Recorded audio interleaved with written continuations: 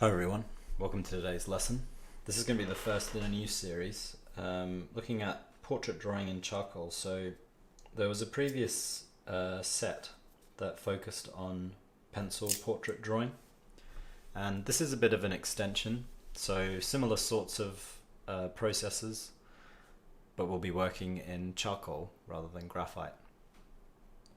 This will give us a bit more of a deep value range, and we'll be able to get hopefully a little bit more detail, a bit more subtlety into some of the tonal transitions, and ultimately create something a bit more kind of complete as an image, hopefully.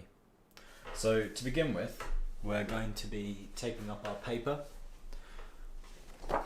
and I recommend whenever you're working on board, so I've got my drawing board on my easel, I recommend that you tape another piece of paper below your main drawing sheet,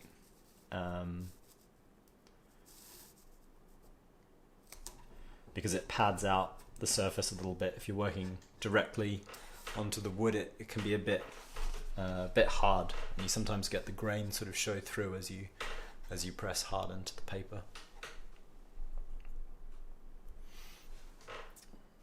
So I'm just going to put a little bit more tape on the bottom here.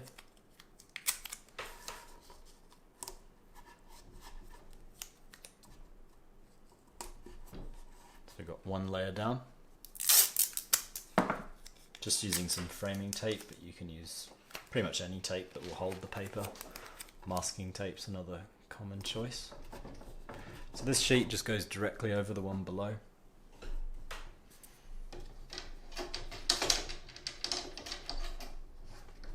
Just tightening up my easel.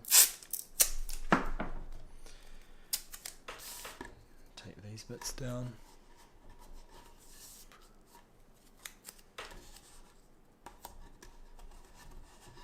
Just going to make a slight adjustment to the exposure. That's a little bit better. Just a little bit blown out in the lights there, which wouldn't help us as we're blocking in. So we've got our paper on the board. That's our starting point. So the next thing we're going to do is prepare our charcoal, and for these I'm going to be using a mixture of different types of charcoal pencils. This is a Conte à Paris and a Pierre Noir 2B that I'm using. They're a nice kind of softish charcoal to use. So rather than it being willow charcoal for this one, we're going to mostly be using these charcoal pencils. We might use some larger blocks of charcoal for the background, we'll see as we go. So I recommend sharpening these with a knife, so I'll do a little bit of that here just on screen. So you want to sharpen with a knife carefully, obviously, and expose the lead, good amount of it, because we want to create a bit of a taper.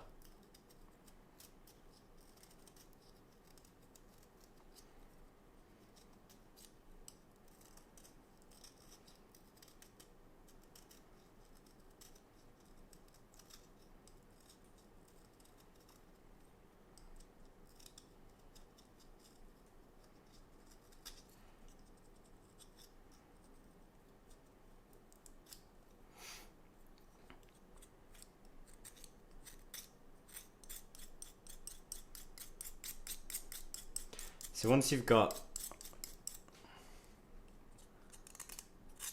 the lead exposed, you can use a sanding block, but I'm just gonna, at this point we're just blocking in, so it doesn't have to be super fine. I'll show you a little bit more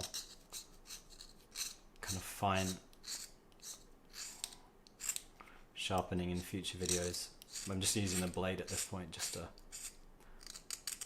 give a little bit more of a taper to the very tip of it.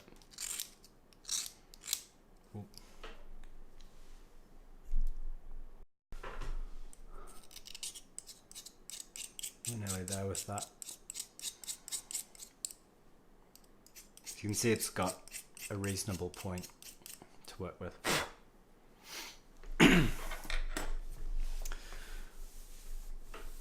So, got our pencil ready, our charcoal, and we're also going to be using a piece of kneadable eraser. We're going to begin with a block in, or a placement of the overall size of the head. So when I say the head, I mean from the chin up to the top of the hair. Some people separate out the hair from the head and make it more constructive, but I like to create more of an envelope, and then sort of from that deduce the shape and structure of the head, which means you get a bit more of a sense of the gesture of the overall portrait, because the hair does play an important role in the gesture and the composition of the portrait. So let's begin with our height. So our height will sort of determine how large the drawing is going to be. So just softly place our highest point of the head up there. Drop down to where my chin is going to be. Maybe about here. So this will be my overall height. At this point I could maybe make a decision to make it larger or smaller. I think I'm fairly happy with that height. If I make it larger, there's going to be room for more detail, but there's going to be less room for portions of the clothing, and also if it gets too big it can start to feel cramped within the paper. If you make it too small, it might feel a bit lost or a bit overwhelmed by the size of the paper, depending on what you're working from. You also then would not be able to put as much detail in. So I've got my overall height.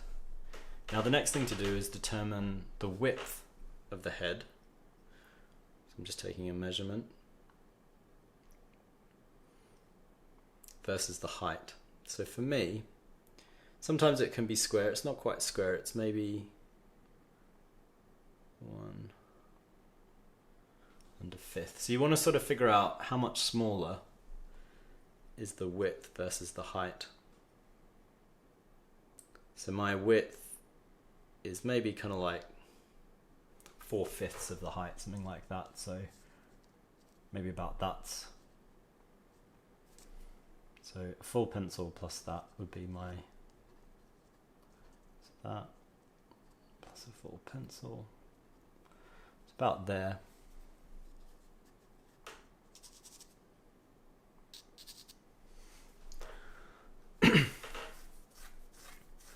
So that gives me the overall width placement. When I put my width, I like to roughly sort of think, if the widest point is, I'm actually just going to try to move my light around a bit if possible. So I just realised I'm casting quite a lot of shadow for you guys. Now that should be a little bit better. I might just drop it down a little bit so the centre of the head's a bit more kind of in the centre of the frame. Might also just zoom it in a little bit as well, just to make it nice and clear what we're working on. Now that you've got an idea of the overall setup, just check my focus is correct. Yeah, that seems okay. So we've got our overall width and our overall height blocked in. Now I should have a bit clearer for you to see how I'm working in terms of shadow. Well, the shadow's not in the way. So my width, what I was saying was I want my widths to kind of roughly sit where they fall along the height, if that makes sense. So if I think of where is that widest point along a straight line, if you're running a line up between the vertical. So the hair, this edge of the hair, falls closer to the top of the head. This back of the hair is kind of roughly in the center of that highest point, which is the top of the hair, down to the bottom point, which is the chin. So we're starting to create our envelope, and we're going to be using straight lines. So we've got this little bit here, and I'm going to just have a look at, I've got this sort of top flat plane for the top of the head, slightly to the left of center. Then from there I've got a sort of straightish plane that drops down. We've got sort of one direction change at about this point, which drops down about there. So I'm using 1, 2, 3, 4, 5, about 6 lines for the top of the head there. Then I've got sort of sloped angle back in.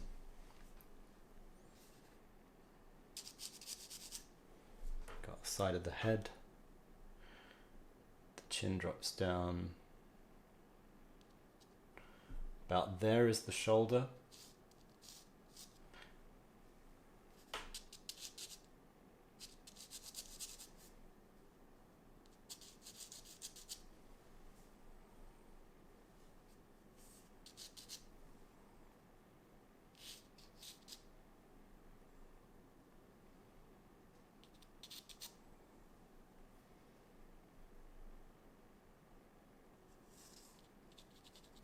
Funny little note for the bottom of the ear there.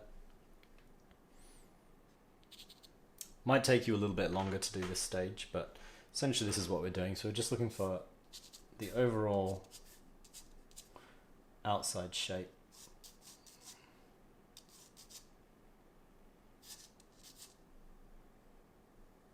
So from this point here, the hair sticks out, it's in a sort of ponytail. Yeah, cuts back in, drops down about there. This shoulder slopes down a little bit lower than the other one. And angles down. Something like that. So you can see we're already starting to get our sort of general head shape blocked in. At this point you can stop and sort of assess it, see how the shapes seem to match, like if the background shapes seem to frame the face correctly, if things seem to kind of angle the right direction, so maybe that needs to angle a little bit more out looking at mine. That maybe needs to go a little bit higher up.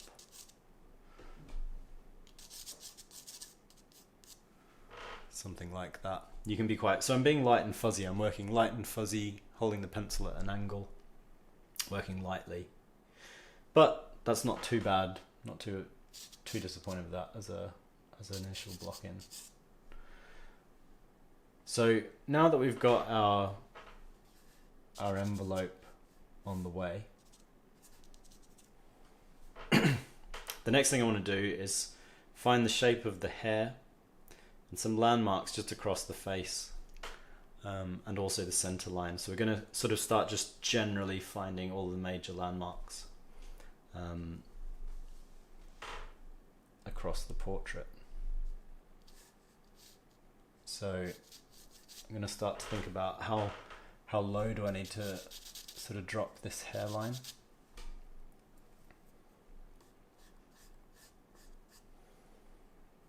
So feel free to make adjustments. That's an important part of the process. The main mistake people make is that they're unwilling to make corrections. The problem is not making mistakes, but not being able to correct them, I tend to find with students.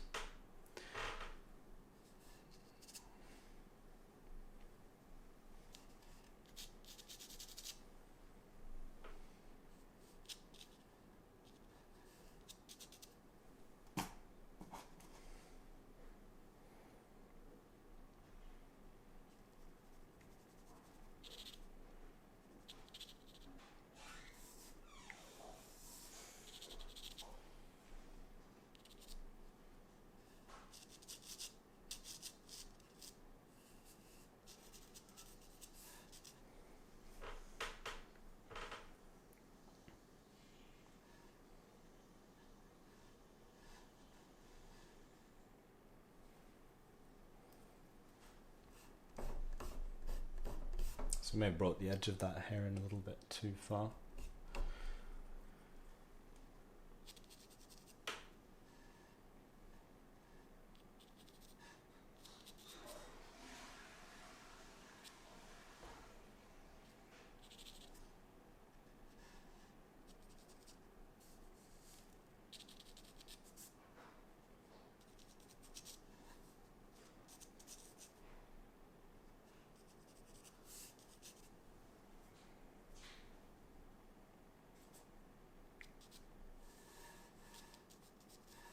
So I can think about how, at this point, how the side of the face drops down, connects to the bottom of that ear.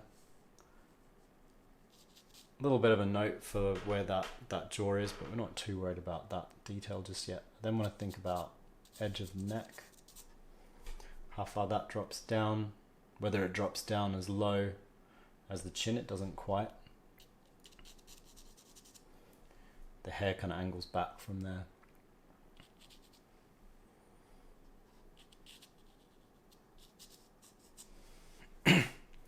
And then at this stage I can also kind of think a little bit about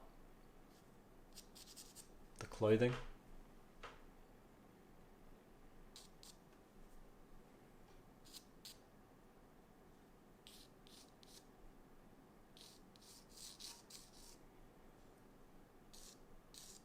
Which is really just that hoop of the t-shirt.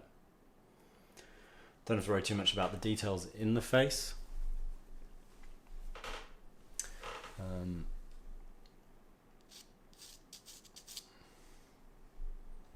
This stage I just want to look at just the overall block in. So I'm thinking about where this shadow shape of the hair will say emerge, the negative shape of the head, whether those angles seem to tilt correctly. Thinking about the angles in the figure. That's important for the overall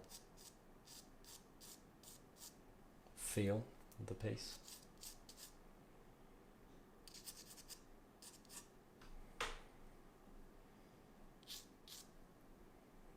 And that's also kind of playing into the general composition of the piece. But everything seems to be working pretty well. Got just maybe another little few directional changes might be worth putting in here as the hair falls over at the back there. I can get a bit looser as I work with the hair because that's going to end up fairly loose anyway and kind of transitioning into a background.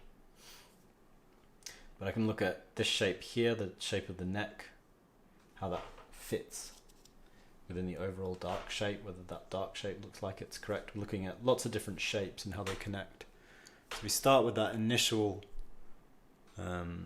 sort of those initial widths and heights, and quite quickly we can create something simple but something which captures the general feel of the figure or the person that we're drawing. So next we want to place major landmarks. So let's start with very faintly where the center of the head is going to be, because that kind of gives us a structure to work to the left or to the right of that, and we know that there's a symmetry to the center of the head. We're going to look for the center of the head, and at the same time as that, a bit of a tilt. So the center of the head, you kind of can look at the core of the center of the bridge of the nose, which is an important sort of anchoring point for the whole head. How close does that sit to the left of the figure, or to the right of the figure, or to the right of the face, we should say, that shape. So in this instance it sort of falls kind of like one bit more than a third, or less than a third. So maybe about there seems about correct. You can maybe take a measurement for this one as well.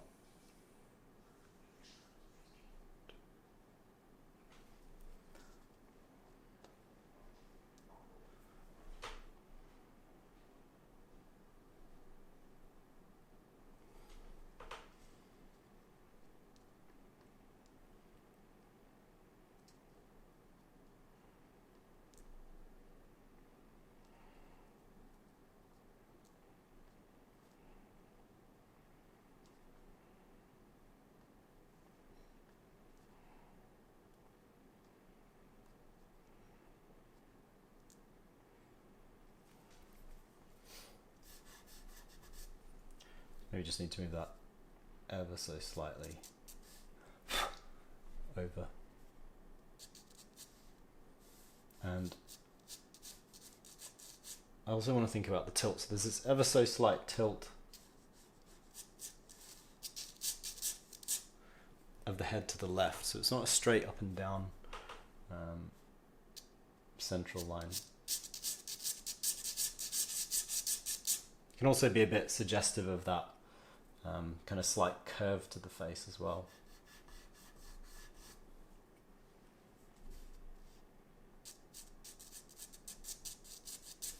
So Something like that's not too bad.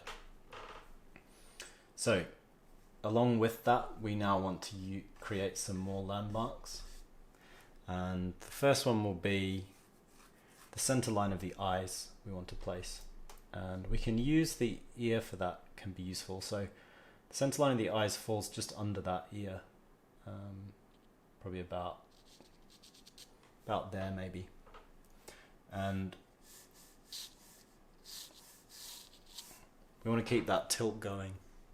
So it's not straight, it's going to be perpendicular to that central line. So we've got the center of our eyes in now, about there. Then we want to look for where the nose falls. So typically the nose will fall closer to the eyes.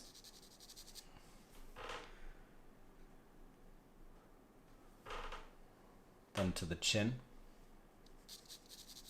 Looking roughly for the bottom of the nose. And after that we then want to look for the mouth. And again the mouth will be pretty much always a little bit closer to the nose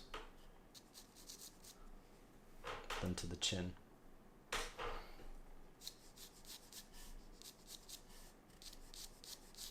We can stay fairly hazy with that. That's something we'll discover later the detail of. And you don't need to do a kind of a full line across. We do a full line across for the eyes, but they do sort of travel mostly across the head, so it's worthwhile to do that. So now that we've got those landmarks in, again we can kind of think a little bit about anything we might need to change, but if you're fairly happy with it, you can pretty much leave it at that point. So we're not going to do too much more than this today. This is a good place to stop. Might just add a little bit more kind of hair behind there that's probably worth thinking about at this stage. A little strand that drops down gives some character. So we're not putting shadows in yet, we're just thinking about general structure. This is just the general block in. So we're using simple lines. Simple lines are easy to adjust. We're placing major landmarks, and this just creates that foundation to build upon in subsequent sessions. But I wanted to stop it here because I didn't want to get into anything too complex. I wanted to make you think about this being a point where you can stop, or a point where you can really judge your work and think about how it's going. This is a really crucial stage. Probably this and the next stage, blocking in the shadows, are the most important stages in the drawing. If you really nail this, everything will be a lot easier for you. So yeah, that's it for today. We'll be taking a look at blocking in the shadows, making it come together a lot more. Just shadow shapes. We'll be using a two-tone block in the next session.